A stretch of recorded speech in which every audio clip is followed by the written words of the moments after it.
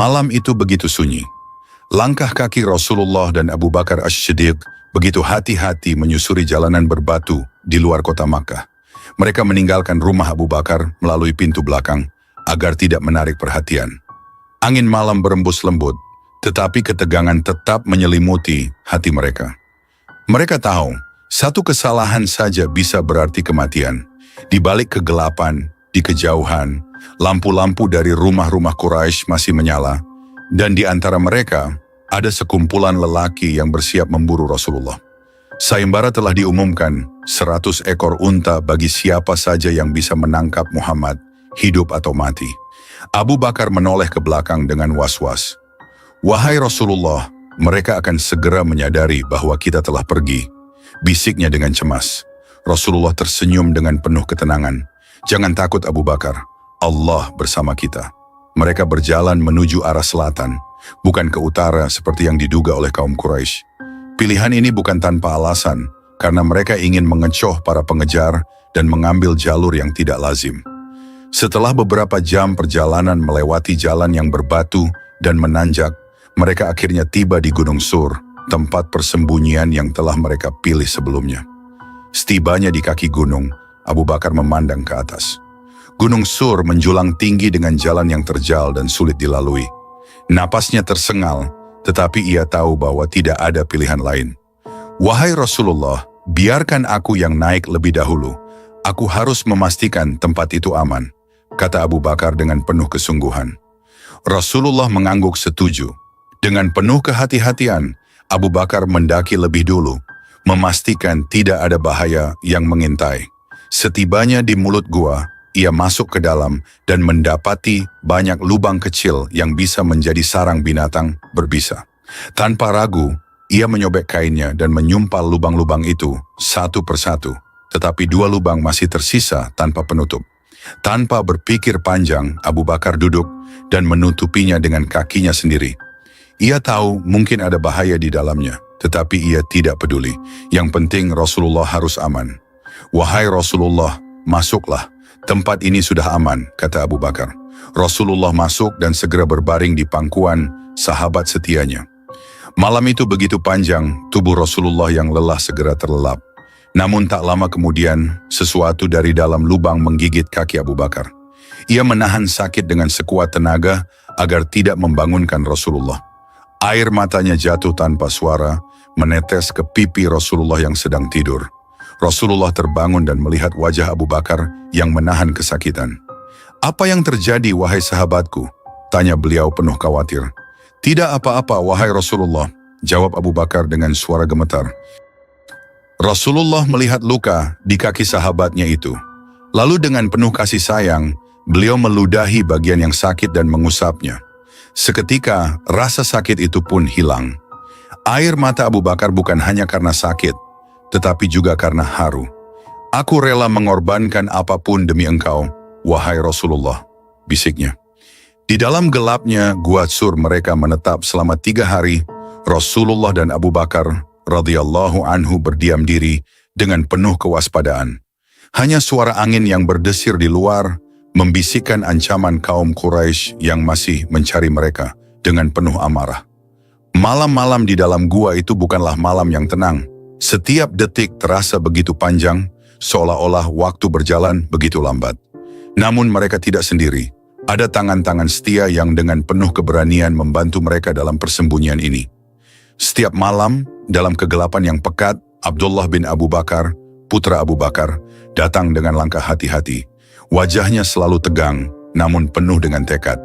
"Wahai ayah, wahai Rasulullah," mereka semakin panik. Mereka menyebarkan mata-mata ke seluruh penjuru Makkah. "Hadiah 100 unta membuat banyak orang tergoda untuk mencarimu," bisiknya dengan suara tertahan. Rasulullah mengangguk tenang, sementara Abu Bakar menatap putranya dengan bangga. "Kau telah melakukan tugasmu dengan sangat baik, wahai Abdullah. Jangan sampai mereka curiga padamu," pesan Abu Bakar dengan lembut. Setiap pagi sebelum fajar, Abdullah akan kembali ke Makkah, seolah-olah ia tidak melakukan apapun semalaman. Ia berbaur dengan orang-orang Quraisy, berpura-pura menjalani aktivitasnya seperti biasa agar tidak dicurigai. Di siang hari, seorang budak setia, Amir bin Fuhairah menggiring kambing-kambingnya di sekitar gua. Bukan hanya untuk memberikan susu segar kepada Rasulullah dan Abu Bakar, tetapi juga untuk menghilangkan jejak kaki Abdullah. Dengan penuh kehati-hatian, Amir menggiring ternaknya melintasi jalan yang telah dilalui Abdullah. Setiap langkah kaki kambing-kambing itu menutupi jejak yang bisa membawa bahaya. Semoga Allah memberkatimu, wahai Amir. Kau telah melindungi Rasulullah dengan cara yang luar biasa, ucap Abu Bakar dengan rasa syukur. Amir hanya tersenyum. Tidak ada kehormatan yang lebih besar daripada melayani Rasulullah dan agama Allah, katanya dengan penuh ketulusan. Sementara itu, kota Makkah dipenuhi kegelisahan yang luar biasa. Para pemimpin Quraisy bangun dengan amarah yang membakar dada mereka. Muhammad telah hilang. Mereka telah menyusun rencana matang untuk membunuhnya pada malam sebelumnya. Tetapi kini, tempat tidurnya hanya berisi Ali bin Abi Thalib yang tertidur dengan selimut hijau Rasulullah. Amarah dan kekecewaan memuncak. "Di mana Muhammad?" bentak Abu Jahal dengan suara menggelegar. Ali bin Abi Thalib yang masih muda namun penuh keberanian hanya menatap mereka dengan tenang. "Aku tidak tahu," jawabnya. Suaranya tetap teguh meskipun tubuhnya sudah mulai terasa nyeri karena pukulan yang diterimanya. Mereka menyeret Ali ke Ka'bah, berharap pemuda itu akan berbicara. Namun Ali tetap diam. Ia menahan segala bentuk siksaan dengan kesabaran luar biasa. Para pemimpin Quraisy mulai panik. Ini adalah kegagalan yang tidak bisa mereka terima. Tak puas dengan Ali, mereka segera menuju rumah Abu Bakar. Jika Muhammad tidak ada di sana, maka Abu Bakar pasti tahu kemana ia pergi. Di rumah Abu Bakar, suasana mencekam ketika para pemimpin Quraisy tiba. Abu Bakar tidak terlihat dimanapun. Hanya Asma binti Abu Bakar yang berdiri di depan pintu, seorang wanita muda yang memiliki keberanian seperti ayahnya. "Di mana ayahmu, wahai Asma?" bentak Abu Jahal, matanya menyala penuh kebencian. Asma menatapnya dengan tegar. "Aku tidak tahu kemana beliau pergi," jawabnya mantap. Abu Jahal semakin murka. Ia tahu bahwa wanita ini tidak akan mudah menyerah. Tanpa berpikir panjang, dengan tangan penuh amarah, ia menampar wajah Asma dengan keras. Plak! Suara tamparan itu menggema di ruangan. Kepala Asma terhuyung ke samping dan rasa perih langsung menjalar ke pipinya. Tamparan itu begitu kuat hingga anting-anting yang ia kenakan terlepas dan jatuh ke tanah. Namun Asma tetap berdiri dengan kepala tegak. Matanya tidak menunjukkan ketakutan sedikit pun. Ia tidak menangis, tidak juga mengeluh. Dengan penuh kebanggaan, ia menatap Abu Jahal dan berkata, "Engkau boleh menamparku, tetapi aku tidak akan memberitahumu apapun." Para pemimpin Quraisy akhirnya pergi dengan kemarahan yang semakin membuncah. Mereka gagal mendapatkan informasi apapun. Kepergian Rasulullah telah menjadi pukulan telak bagi mereka. Di sisi lain, Asma meraba pipinya yang masih terasa panas akibat tamparan tersebut. Namun di dalam hatinya, ia tersenyum bangga. Ia telah menjaga rahasia Rasulullah dan ayahnya dengan teguh.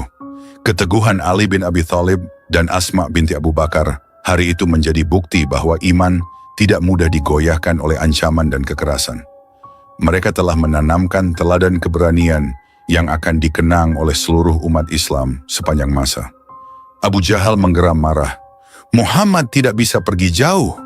Pasti ada seseorang yang tahu keberadaannya," teriaknya dengan mata penuh kebencian. Sayembara pun diumumkan, 100 ekor unta bagi siapapun yang bisa menangkap Muhammad, hidup atau mati. Dengan hadiah sebesar itu banyak pemburu tergiur. Mereka mulai menyebar ke berbagai penjuru Makkah, mencari jejak Rasulullah. Akhirnya beberapa dari mereka sampai di kaki Gunung Sur. Di dalam gua, Abu Bakar yang sudah kelelahan tiba-tiba mendengar langkah kaki dari luar. Wajahnya pucat, tubuhnya menegang. Rasulullah tetap tenang. "Wahai Rasulullah, mereka di luar. Jika mereka menunduk sedikit saja, mereka akan melihat kita," bisik Abu Bakar dengan penuh kegelisahan. Namun Rasulullah tetap tersenyum tenang. Beliau memegang tangan Abu Bakar dan berkata dengan lembut, "Wahai Abu Bakar, bagaimana menurutmu tentang dua orang yang bersama mereka ada Allah sebagai yang ketiga?" Hadits riwayat Bukhari, Muslim. Hati Abu Bakar yang gelisah mendadak menjadi tenang. Ia tahu pertolongan Allah selalu dekat bagi mereka yang beriman. Di luar gua, para pengejar melihat jejak menuju gua. Mereka mulai mencurigai bahwa mungkin Rasulullah bersembunyi di dalamnya.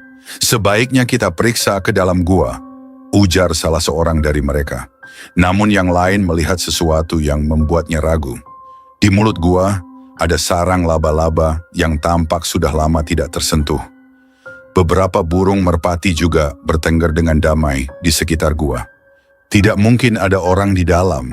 Jika Muhammad ada di sini, pasti jaring laba-laba ini sudah robek dan burung-burung ini pasti sudah terbang, kata salah seorang dari mereka. Akhirnya mereka pergi meninggalkan gua tanpa memeriksanya lebih lanjut. Abu Bakar menarik napas lega setelah mendengar suara langkah kaki mereka menjauh.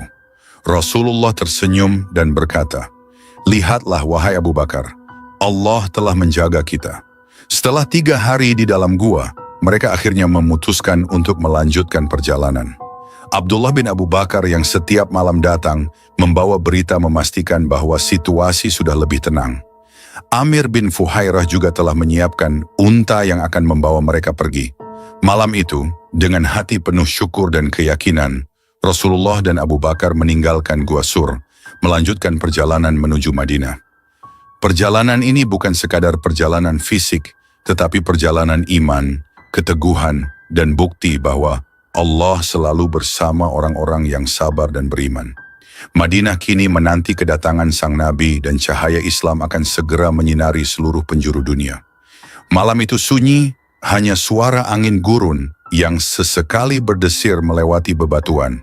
Setelah 3 malam bersembunyi di Gua Sur, kini saatnya bagi Rasulullah dan Abu Bakar radhiyallahu anhu untuk melanjutkan perjalanan menuju Madinah. Pencarian dari kaum Quraisy sudah mulai mereda, tetapi bahaya masih mengintai di setiap sudut.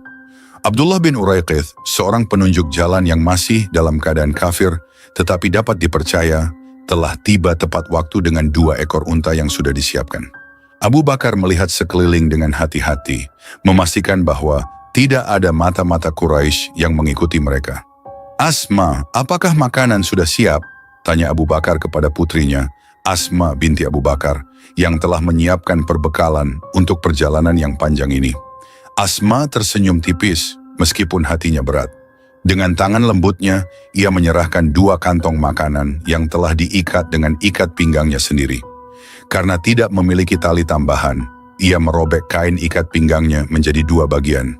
Satu untuk mengikat perbekalan dan satu lagi untuk tetap ia kenakan. "Wahai ayah, wahai Rasulullah, semoga Allah melindungi perjalanan kalian," ucap Asma dengan suara bergetar. Matanya mulai berkaca-kaca, menyadari bahwa ia mungkin tidak akan melihat ayahnya dalam waktu lama. Rasulullah tersenyum penuh kasih sayang dan menatapnya dengan lembut. "Wahai Asma, Allah akan menjagamu dan keluargamu. Ketabahanmu adalah bagian dari kemenangan Islam," ucap beliau dengan suara menenangkan. Asma mengangguk, menahan air matanya agar tidak jatuh. Keberanian perempuan muda itu akan dikenang selamanya. Dan karena tindakannya yang luar biasa, kelak ia dikenal sebagai Zatun Itokoin, wanita pemilik 2 ikat pinggang.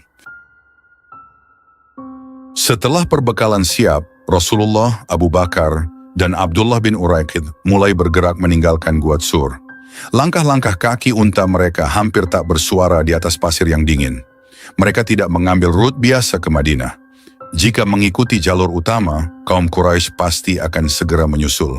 Maka mereka memilih jalur yang lebih jauh dan berliku.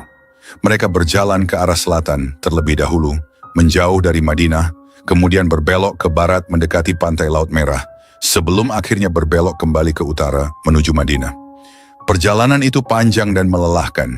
Matahari gurun begitu menyengat di siang hari, sementara malam membawa angin dingin yang menusuk tulang. Namun tidak ada keluhan yang keluar dari bibir Rasulullah maupun Abu Bakar.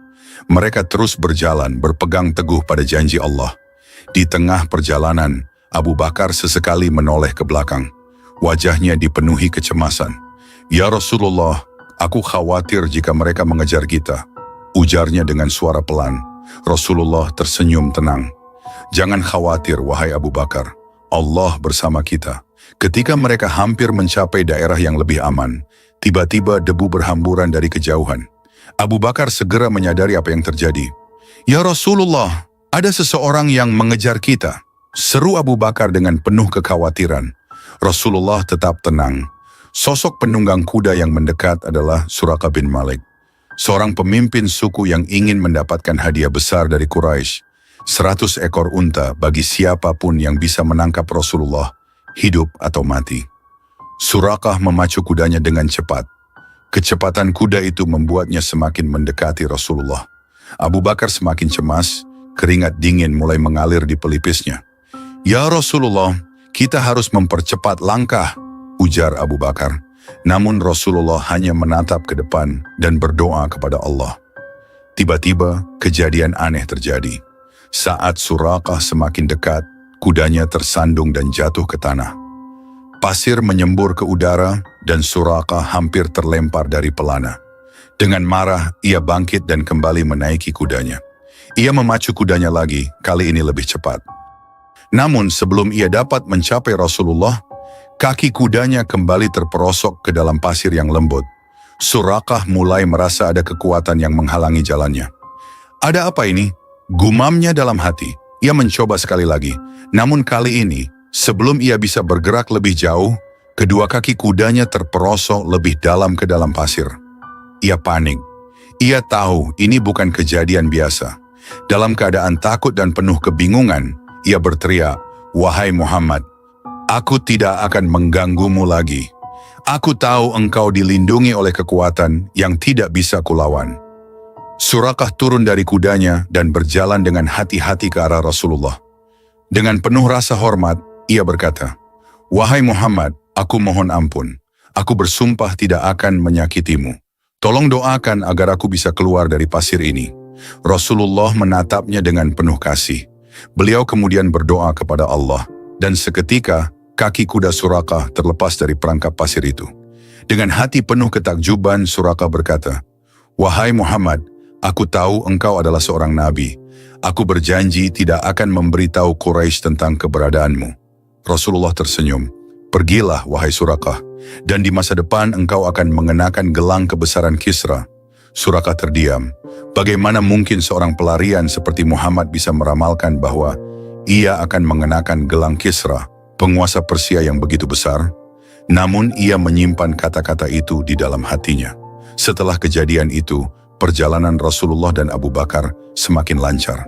Meskipun bahaya masih mengintai, Allah senantiasa menjaga mereka. Di setiap perhentian, mereka bertemu dengan orang-orang yang mulai mendengar tentang Islam.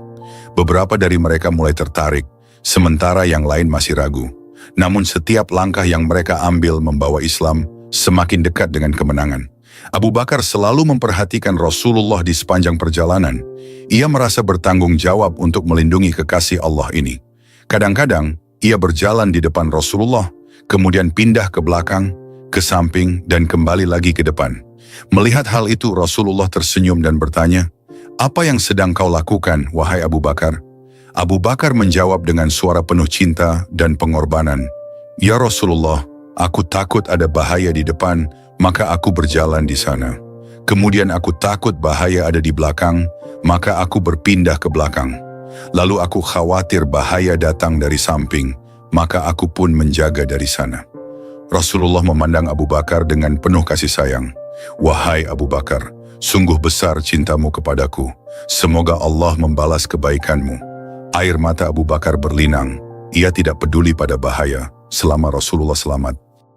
Setelah perjalanan panjang yang penuh dengan kelelahan, bahaya, dan pengorbanan, akhirnya Rasulullah dan Abu Bakar radhiyallahu anhu tiba di Quba pada hari Senin, 8 Rabiul Awal di tahun 14 Kenabian atau tahun pertama Hijriah. Udara pagi menyambut mereka dengan kelembutan, dan penduduk Quba yang telah mendengar kabar kedatangan Rasulullah segera berkumpul dengan penuh harap dan kebahagiaan. Matahari mulai merangkak naik, memancarkan cahayanya yang hangat di atas rumah-rumah sederhana di desa kecil itu. Wajah-wajah penuh harapan menyambut Rasulullah dengan penuh kegembiraan. Orang-orang berlarian memberitahu keluarga dan kerabat mereka bahwa utusan Allah telah tiba. Seorang anak kecil berlari-lari ke arah ibunya sambil berseru dengan napas tersengal-sengal, "Ibu, Rasulullah telah tiba. Aku melihatnya bersama Abu Bakar." Sang ibu segera menjemput putranya dan menuju tempat berkumpulnya orang-orang. Semua mata tertuju pada dua orang yang datang dengan wajah bercahaya, tetapi ada satu perbedaan yang membuat sebagian penduduk bingung. Mereka belum pernah bertemu Rasulullah sebelumnya, dan karena itu mereka tidak dapat membedakan antara beliau dan Abu Bakar. Namun ketika Abu Bakar berdiri untuk melindungi Rasulullah dari terik matahari dengan kainnya, mereka segera memahami bahwa orang yang duduk dengan penuh ketenangan dan cahaya di wajahnya adalah Rasulullah.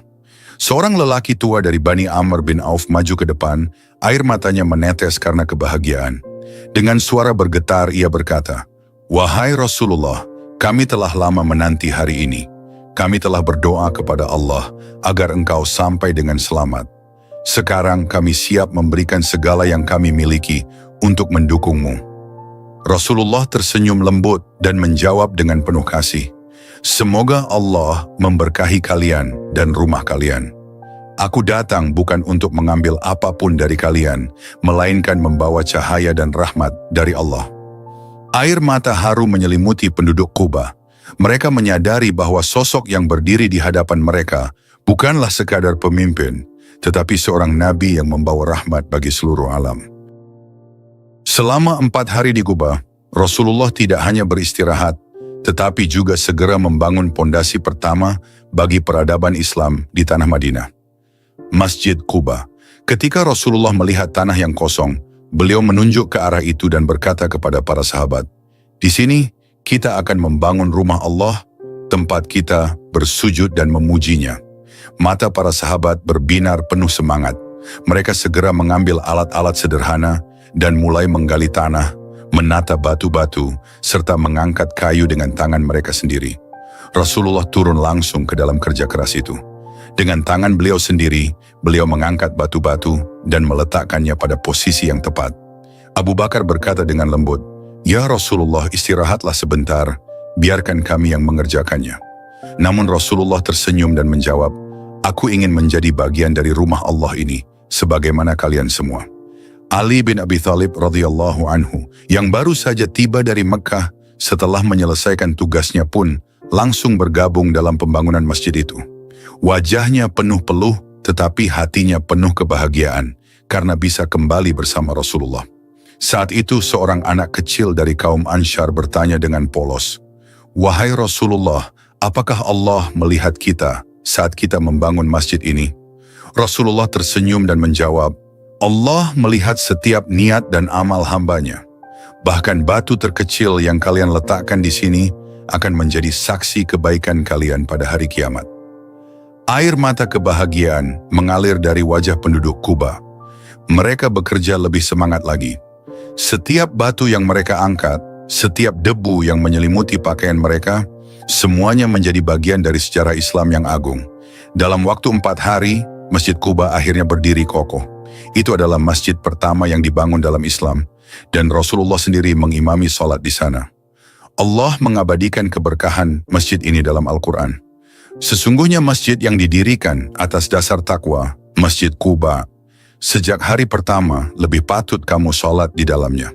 Di dalamnya terdapat orang-orang yang ingin membersihkan diri, dan Allah mencintai orang-orang yang bersih. Al-Quran Surah At-Taubah ayat 108. Setelah 4 hari penuh berkah di Quba, pada hari Jumat Rasulullah memutuskan untuk melanjutkan perjalanan menuju pusat Madinah. Ketika rombongan berangkat, Bani Najjar, keluarga dari ibu Rasulullah, datang dengan pasukan kehormatan. Mereka membawa pedang-pedang mereka sebagai simbol perlindungan dan berkata, "Wahai Rasulullah, engkau sekarang bersama keluargamu. Kami akan mengawalmu sampai Madinah." Di tengah perjalanan mereka tiba di daerah Bani Salim bin Auf, tepat sebelum masuk ke Madinah. Hari itu adalah hari Jumat, dan saat waktu sholat Jumat tiba, Rasulullah turun dari unta dan mengimami sholat Jumat pertama di tanah Madinah. Di hadapan para sahabat dan penduduk yang ikut bergabung, Rasulullah berdiri di atas tanah berdebu dan menyampaikan khutbah yang menggugah hati. Dengan suara lembut tetapi penuh kekuatan, beliau bersabda, "Wahai manusia, bertakwalah kepada Allah. Sambutlah Islam dengan hati yang bersih dan penuh keikhlasan. Sebarkan kebaikan jalin persaudaraan, dan lindungi yang lemah. Sesungguhnya, kemenangan ada dalam ketakwaan. Suara beliau mengalir seperti cahaya yang menyinari hati mereka yang mendengarnya. Para sahabat yang ikut sholat Jumat pertama di Madinah merasa seolah-olah beban berat yang selama ini mereka tanggung di Mekah akhirnya terangkat. Di kejauhan, tampak lautan manusia menunggu dengan penuh harap.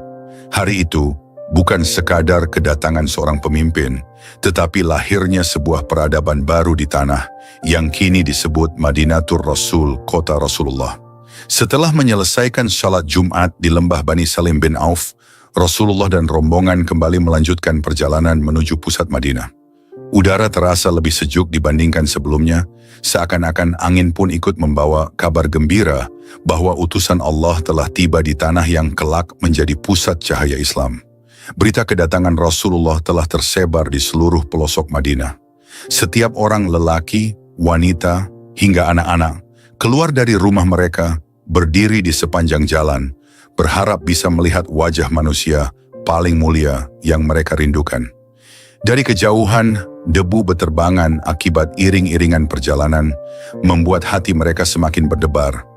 Seorang ibu menarik tangan anaknya, menunjuk ke arah rombongan. "Itu dia, Rasulullah telah datang." Bisiknya penuh haru.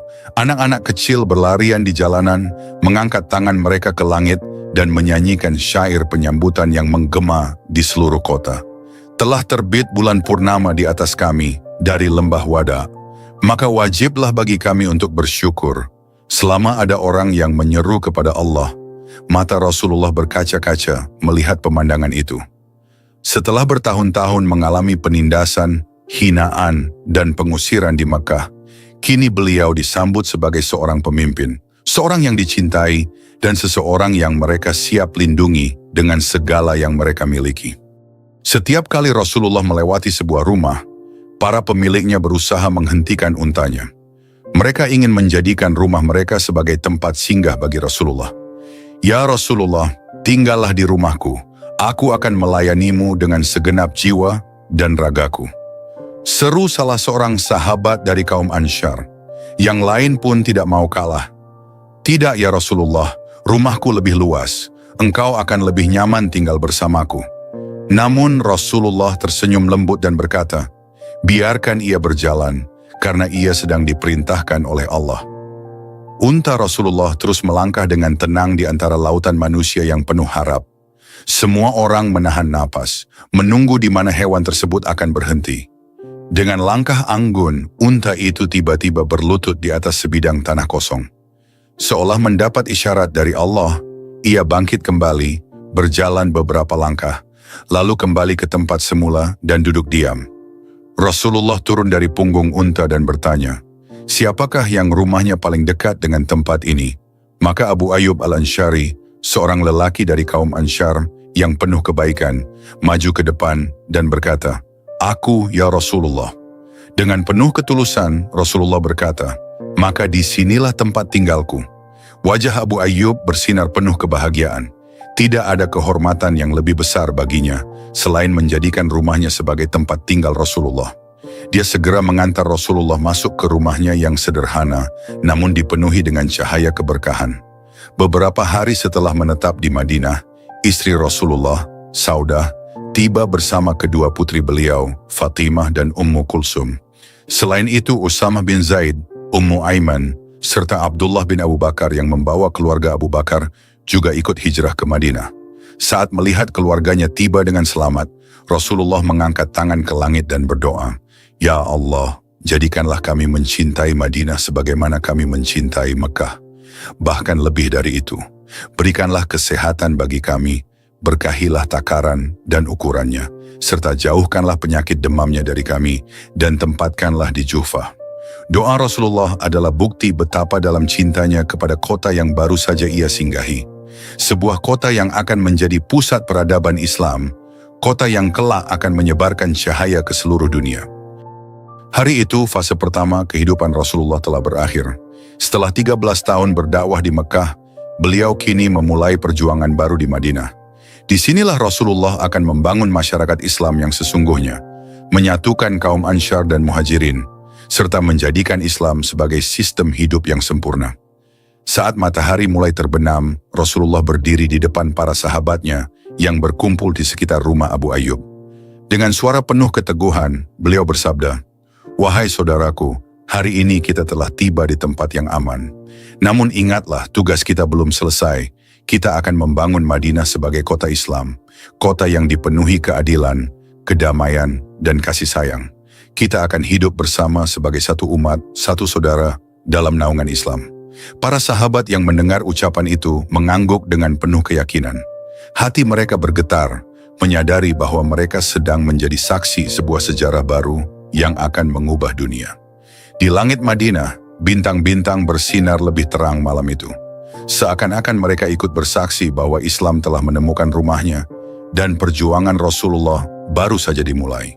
Dengan tibanya Rasulullah di Madinah, fase dakwah di Mekkah telah berakhir dan fase membangun masyarakat Islam di Madinah telah dimulai. Hijrah bukan hanya sekadar perjalanan fisik, tetapi juga simbol dari pengorbanan, perjuangan, dan kemenangan bagi kaum muslimin. Kini Rasulullah dan para sahabatnya tidak lagi bersembunyi dalam bayang-bayang ketakutan. Mereka telah menemukan tempat di mana Islam dapat tumbuh dan berkembang dengan bebas. Hari itu, bukan hanya Rasulullah yang hijrah ke Madinah, tetapi juga cahaya Islam yang mulai menyinari dunia. Madinah tidak lagi sekadar sebuah kota, ia telah menjadi pusat peradaban Islam, kota yang akan membawa rahmat bagi seluruh alam.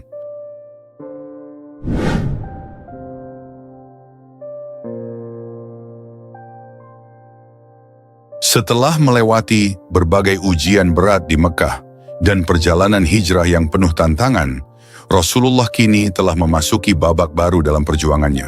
Madinah bukan hanya sekadar tempat perlindungan, tetapi juga tanah di mana Islam akan tumbuh dan berkembang menjadi peradaban yang agung.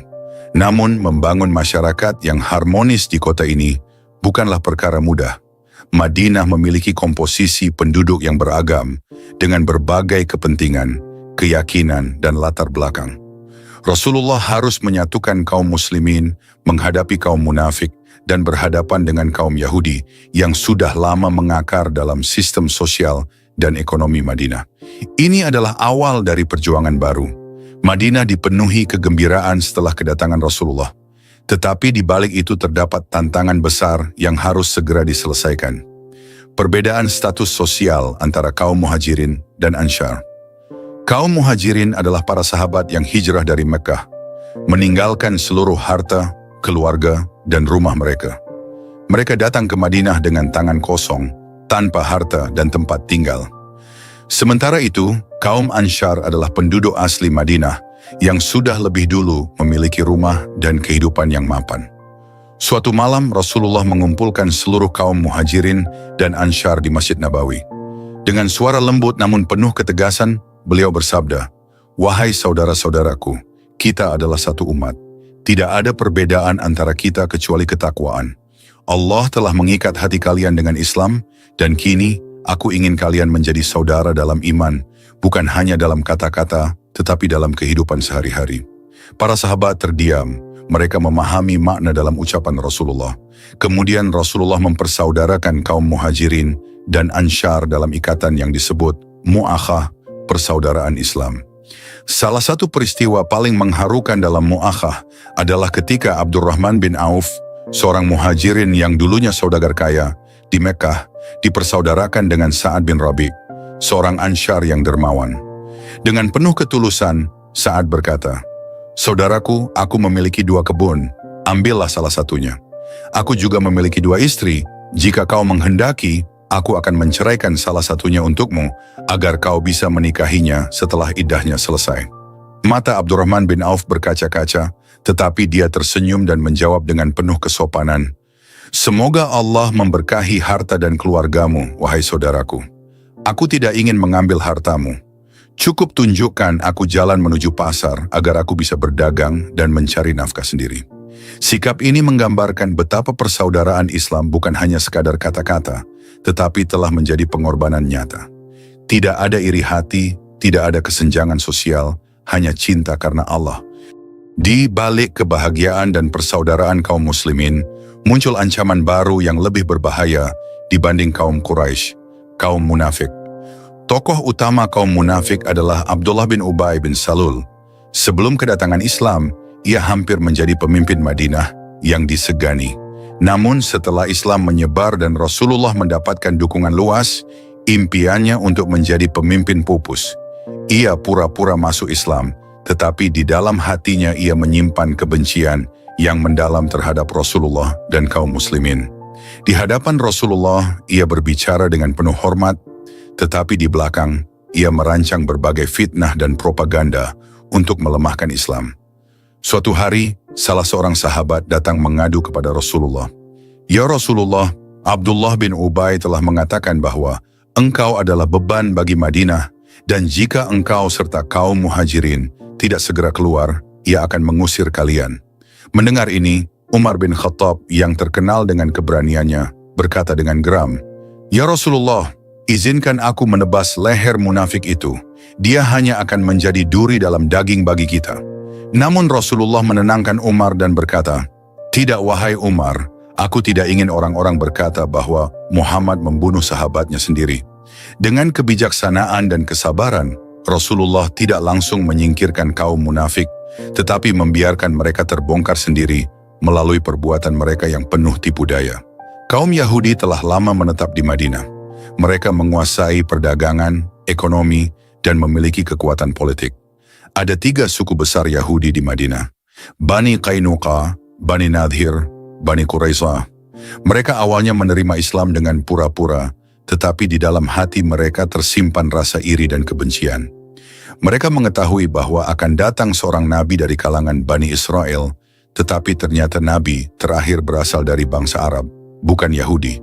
Hal ini membuat mereka semakin tidak bisa menerima kehadiran Rasulullah. Suatu hari seorang pemuka Yahudi dari Bani Nadir, Ka'ab bin Ashraf, datang ke Madinah dan berkata dengan sinis, "Muhammad, engkau datang ke Madinah membawa agama baru, tetapi jangan harap kami akan tunduk kepadamu." Rasulullah dengan tenang menjawab, "Kami tidak meminta kalian untuk tunduk kepadaku, tetapi kepada Allah, Tuhan yang telah mengutus para nabi sebelumku, termasuk nabi-nabi kalian." Namun kaum Yahudi tetap enggan menerima kebenaran. Mereka mulai merancang berbagai konspirasi untuk menggagalkan dakwah Islam. Untuk menjaga stabilitas Madinah, Rasulullah akhirnya membuat perjanjian damai dengan kaum Yahudi yang dikenal sebagai Piagam Madinah. Perjanjian ini mengatur bahwa kaum muslimin dan Yahudi hidup berdampingan dengan damai serta saling menjaga keamanan kota. Namun dalam perjalanan waktu, kaum Yahudi berulang kali melanggar perjanjian dengan melakukan konspirasi bersama kaum munafik dan Quraisy. Mereka mengkhianati Rasulullah dan merancang berbagai tipu daya untuk menghancurkan Islam. Langkah pertama yang diambil Rasulullah setelah tiba di Madinah adalah membangun Masjid Nabawi yang akan menjadi pusat peradaban Islam. Bukan hanya tempat ibadah, masjid ini juga akan menjadi tempat belajar, tempat berkumpul, tempat menyelesaikan sengketa, dan tempat berlindung bagi kaum fakir. Setelah singgah di rumah Abu Ayyub Al-Ansyari selama beberapa waktu, Rasulullah mulai mencari tempat yang tepat untuk membangun masjid. Beliau ingin membangun masjid di tempat yang memiliki nilai strategis, mudah dijangkau oleh semua orang, dan cukup luas untuk menampung jamaah. Pada akhirnya, beliau memilih lokasi di mana untanya berhenti pertama kali saat memasuki Madinah. Tanah itu milik 2 anak yatim, Sahal dan Suhail. Rasulullah tidak ingin mengambilnya secara cuma-cuma, maka beliau membelinya dengan harga yang pantas. Setelah lokasi ditetapkan, kaum muslimin segera memulai pembangunan. Rasulullah sendiri turun langsung, membantu mengangkat batu-batu dan pasir, bekerja bersama para sahabatnya dengan penuh semangat. Keringat mengalir di wajah mulia beliau, tetapi senyum dan semangat tetap terpancar. Saat bekerja, Rasulullah melantunkan doa dengan penuh kekhusyukan. "Ya Allah, tidak ada kehidupan selain kehidupan akhirat, maka ampunilah orang-orang Ansyar dan Muhajirin." Para sahabat yang melihat beliau bekerja tanpa lelah menjadi semakin bersemangat. Umar bin Khattab berkata dengan takjub, "Ya Rasulullah, istirahatlah, kami yang akan menyelesaikannya." Namun Rasulullah tersenyum dan berkata, "Tidak, aku ingin menjadi bagian dari pembangunan ini. Aku ingin masjid ini menjadi tempat kita semua berlindung dan beribadah kepada Allah."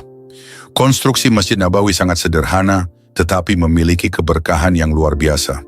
Kiblatnya menghadap Baitul Maqdis sebelum akhirnya dipindahkan ke Ka'bah beberapa tahun kemudian. Dindingnya terbuat dari tanah liat dan batu bata yang diolah dengan tangan para sahabat. Tiang-tiangnya dibuat dari batang pohon kurma dan atapnya terbuat dari pelepah kurma. Lantainya dihamparkan batu kerikil sehingga tetap nyaman saat bersujud. Pintunya ada 3 agar orang-orang bisa masuk dengan mudah. Pondasinya sekitar 3 hasta, cukup kokoh untuk berdiri tegak di tengah kota Madinah. Meskipun sederhana, masjid ini menjadi pusat spiritual dan sosial bagi kaum muslimin. Masjid Nabawi bukan hanya tempat untuk salat 5 waktu dan salat Jumat, tetapi juga menjadi pusat pertemuan dan pemerintahan Islam. Di masjid ini Rasulullah sering duduk bersama para sahabat untuk membahas berbagai masalah umat, merencanakan strategi dakwah, serta menyelesaikan perselisihan. Masjid ini menjadi tempat belajar bagi para sahabat. Rasulullah sering mengajarkan Al-Quran, hukum-hukum Islam, serta akhlak dan kepemimpinan. Dari masjid inilah lahir para sahabat yang menjadi ulama, panglima perang, dan pemimpin Islam di masa depan. Sebagian kaum muhajirin tidak memiliki tempat tinggal setelah mereka hijrah dari Makkah. Maka Rasulullah menjadikan sebagian area masjid sebagai tempat perlindungan bagi mereka. Mereka dikenal sebagai Ahlus Syufah, yaitu para sahabat miskin yang tinggal di masjid dan mendapatkan bimbingan langsung dari Rasulullah. Suatu hari seorang sahabat dari Ahlus Syufah berkata kepada Rasulullah, "Ya Rasulullah, aku tidak memiliki rumah untuk berteduh kecuali di dalam masjid ini." Rasulullah tersenyum lembut dan berkata, "Engkau bukan hanya tamu di rumah Allah, tetapi juga keluargaku di dunia ini. Tetaplah di sini hingga Allah memberikan jalan keluar bagimu." Tidak lama setelah selesai dibangun, Masjid Nabawi menjadi simbol kekuatan Islam di Madinah. Bahkan Allah memberikan keutamaan yang besar bagi orang-orang yang sholat di dalamnya. Rasulullah bersabda, "Sholat di masjidku ini lebih baik dari 1000 sholat di masjid lain, kecuali Masjidil Haram." Bukhari dan Muslim. Masjid ini menjadi tempat pertama dalam sejarah Islam yang digunakan sebagai pusat pemerintahan dan pengadilan Islam. Rasulullah memimpin umat dari masjid ini menerima wahyu dari Allah dan menyebarkan ajaran Islam ke seluruh jazirah Arab. Setelah masjid selesai dibangun, Rasulullah membangun rumah-rumah sederhana untuk istri-istrinya. Rumah itu terbuat dari tanah liat dengan atap dari pelepah kurma. Ali bin Abi Thalib pernah bercerita, "Aku sering melihat Rasulullah memperbaiki rumahnya sendiri dengan tangannya. Beliau tidak segan untuk mengangkut pasir dan memperbaiki dinding yang mulai rusak." Setelah rumahnya selesai, Rasulullah akhirnya pindah dari rumah Abu Ayyub Al-Ansyari dan mulai tinggal di rumah sendiri bersama istrinya.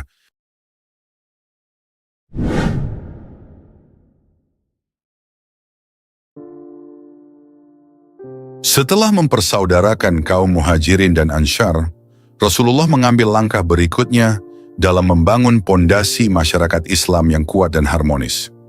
Langkah ini adalah membentuk perjanjian antar sesama Muslim yang akan menjadi pedoman hidup dalam bermasyarakat, beribadah, dan bertingkah laku.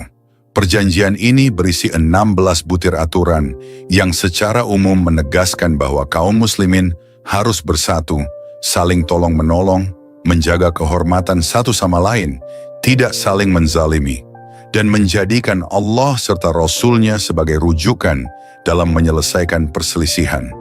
Suasana di Madinah begitu damai malam itu. Langit bertabur bintang, angin berhembus lembut, membawa kesejukan bagi kaum muslimin yang baru saja merasakan nikmatnya persaudaraan sejati. Di Masjid Nabawi yang masih sederhana, Rasulullah duduk dikelilingi para sahabatnya.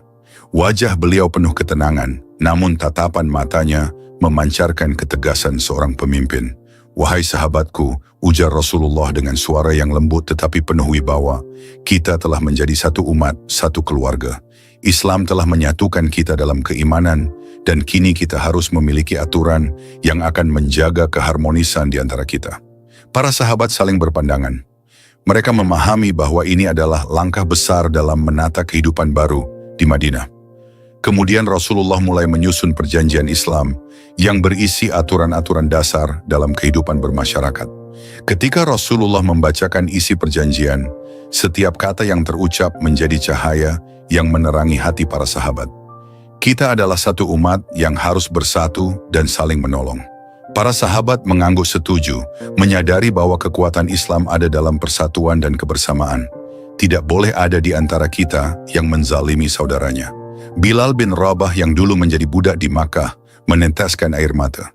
Kini tak ada lagi perbudakan di antara mereka. Semua sama di mata Allah.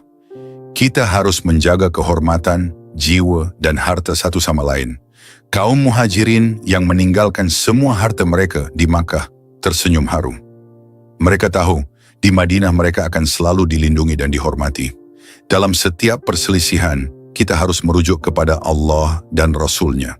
Umar bin Khattab yang terkenal dengan ketegasan dan kecintaannya pada keadilan, mengepalkan tangannya. Ia tahu, kini hukum yang berlaku bukan lagi hukum jahiliyah, melainkan hukum Allah yang penuh keadilan. Setiap butir perjanjian menegaskan prinsip-prinsip Islam yang mengutamakan persaudaraan, kasih sayang, dan keadilan. Setelah Rasulullah selesai membacakan perjanjian, keheningan menyelimuti ruangan. Tiba-tiba seorang lelaki berdiri dengan mata berkaca-kaca. Dia adalah Sa'ad bin Ubadah, salah satu pemimpin kaum Ansyar. Demi Allah, ya Rasulullah, suaranya bergetar. Sejak kami menerima Islam, kami telah menyerahkan segalanya untuk agama ini. Rumah kami adalah rumahmu, harta kami adalah hartamu. Jika ada di antara kami yang melanggar perjanjian ini, maka dia bukan bagian dari kami. Para sahabat berseru, Allahu Akbar, Allahu Akbar. Rasulullah tersenyum haru. Beliau berdiri, lalu mengangkat tangannya dan berdoa, Ya Allah, kuatkanlah hati saudara-saudaraku ini. Berilah mereka keberkahan dalam hidup mereka, dan satukanlah mereka dalam cinta dan keimanan. Untuk memperkuat nilai-nilai kasih sayang dan kebersamaan, Rasulullah terus mendidik para sahabatnya dengan sabda-sabda yang menggugah hati. Ketika seorang sahabat bertanya, Islam apa yang paling baik, ya Rasulullah? Beliau menjawab dengan lembut, Engkau memberi makan kepada orang lain serta mengucapkan salam kepada orang yang engkau kenal maupun yang tidak engkau kenal. Hadits riwayat Bukhari dan Muslim.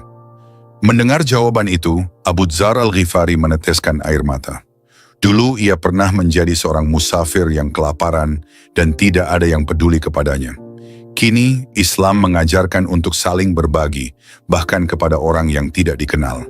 Suatu hari Rasulullah juga bersabda, tidak akan masuk surga seseorang yang tetangganya tidak merasa aman dari gangguannya. Hadits riwayat Muslim. Seorang sahabat yang tinggal di Madinah bergegas menemui tetangganya, lalu meminta maaf jika selama ini ada kesalahan. Islam telah mengajarkan bahwa tetangga adalah bagian dari keluarga yang harus dihormati dan dijaga. Dengan adanya perjanjian Islam, kehidupan di Madinah berubah menjadi lebih harmonis dan damai. Kaum muhajirin mulai bekerja dan berdagang, tidak lagi menjadi orang yang menggantungkan diri kepada Ansyar. Kaum Ansyar tetap setia dan tulus dalam membantu, tanpa mengharapkan balasan. Tidak ada kejahatan, permusuhan, atau penindasan, karena setiap orang saling menghormati dan menjaga satu sama lain. Suatu hari, seorang budak Yahudi melihat kehidupan umat Islam di Madinah dan berkata, Aku belum pernah melihat masyarakat seperti ini. Mereka seperti satu tubuh, satu hati, dan satu jiwa. Dan akhirnya budak itu pun masuk Islam. Di balik kemajuan Islam di Madinah, ada satu sosok pemimpin yang begitu dicintai, dihormati dan diteladani.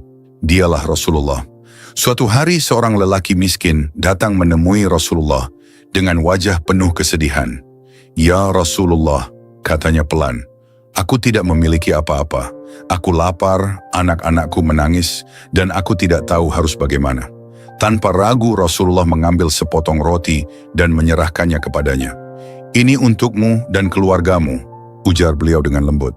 Dan besok aku akan membantumu mendapatkan pekerjaan. Mata lelaki itu berkaca-kaca. Engkau benar-benar pemimpin yang penuh kasih ya Rasulullah, katanya sambil menangis.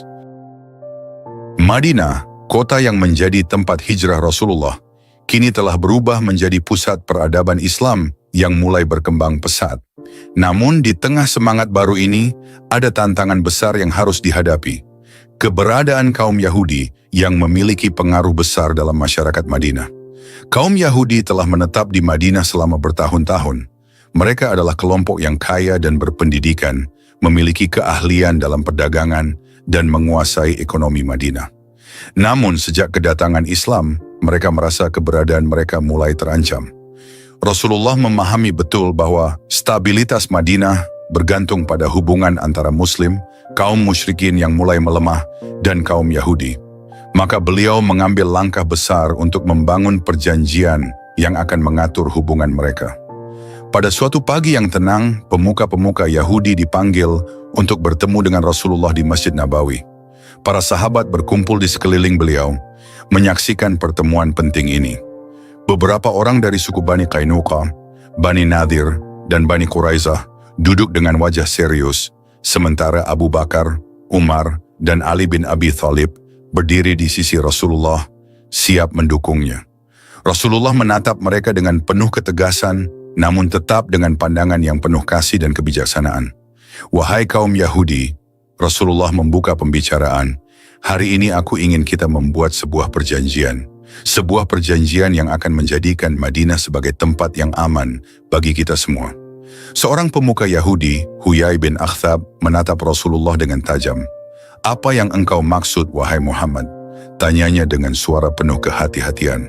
Rasulullah menghela napas sejenak, lalu berkata, aku ingin kita hidup berdampingan dalam kedamaian. Tidak ada yang saling menyerang, tidak ada yang saling mengkhianati. Kita akan membangun Madinah bersama, saling menolong, dan jika ada musuh yang datang menyerang, kita akan mempertahankan kota ini bersama-sama. Beberapa orang Yahudi mulai saling berbisik. Ada yang terlihat setuju, namun ada juga yang tampak ragu. Lalu Rasulullah melanjutkan, setiap suku akan memiliki kebebasan untuk menjalankan agamanya. Tidak ada paksaan dalam beribadah, namun jika terjadi perselisihan, maka rujukannya adalah hukum Allah dan Rasul-Nya. Setelah perundingan yang cukup panjang, akhirnya kaum Yahudi setuju untuk menandatangani perjanjian dengan Rasulullah. Isi perjanjian ini mencakup beberapa hal penting.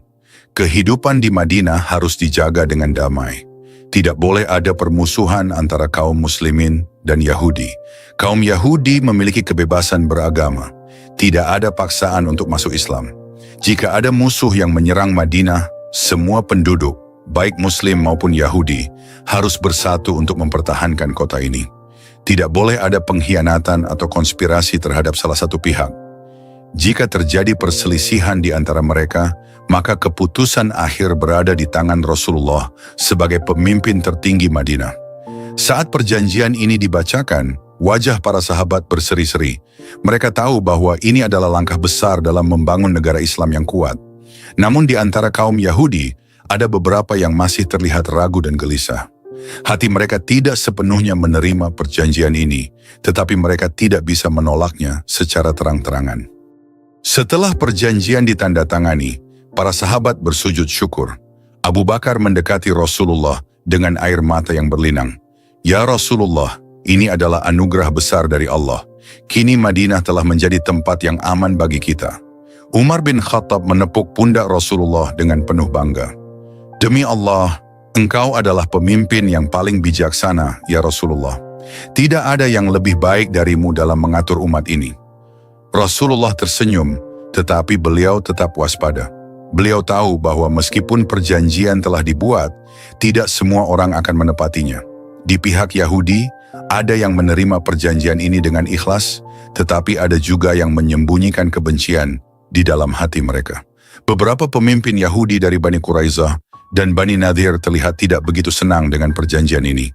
Malam itu di salah satu rumah di Madinah, seorang Yahudi berkata kepada temannya, Muhammad memang cerdas. Dia telah membuat kita terikat dalam perjanjian yang menguntungkan umatnya. Yang lain menjawab dengan suara pelan, tunggu saja, kita akan mencari cara untuk membalikkan keadaan ini nanti. Sementara itu pemuka Yahudi yang lebih jujur berkata kepada kaumnya, lebih baik kita memegang teguh perjanjian ini. Muhammad adalah orang yang baik dan adil. Kita tidak akan rugi dengan bekerja sama dengannya. Namun benih pengkhianatan telah mulai tumbuh di hati sebagian kaum Yahudi. Dan kelak, peristiwa-peristiwa besar akan terjadi akibat pengkhianatan mereka terhadap perjanjian ini. Meskipun Rasulullah telah membuat perjanjian ini dengan penuh keikhlasan, beliau tetap tidak pernah lalai dalam berjaga-jaga. Beliau memperingatkan para sahabatnya untuk selalu berhati-hati dalam berinteraksi dengan kaum Yahudi. Suatu hari Rasulullah berkata kepada para sahabatnya, "Jangan sekali-kali kalian lengah.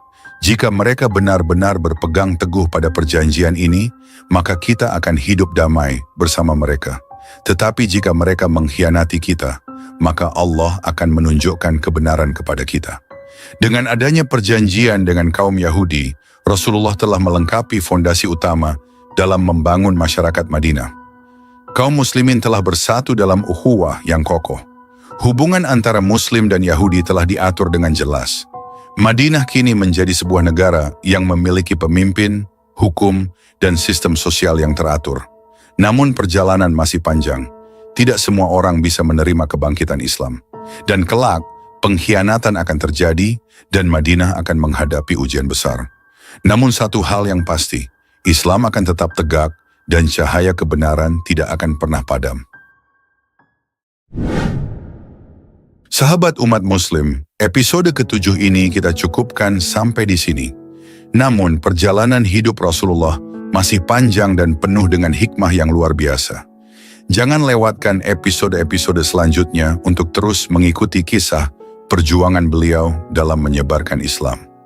Semoga kita semua dapat mengambil pelajaran berharga dari kisah ini dan semakin mencintai serta meneladani Rasulullah dalam kehidupan sehari-hari. Tetap ikuti setiap episode, jangan sampai terlewat. Sampai jumpa di episode berikutnya. Wassalamualaikum warahmatullahi wabarakatuh.